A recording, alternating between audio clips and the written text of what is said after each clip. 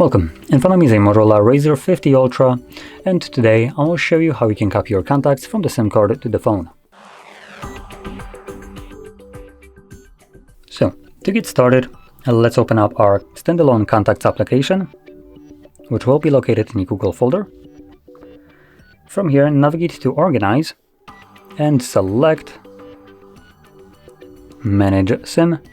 This in turn should display all the contacts that are located on your SIM card. Now for me, they are all grayed out and deselected, and the reason for that is all these contacts exist on the Google account that the device is right now trying to import them to. So it's just stopping me from creating duplicate contacts.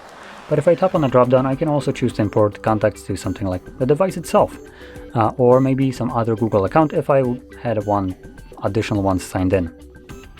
Now when I select the device, there is no contacts on the device, so it automatically selects all of them and allows me to import all.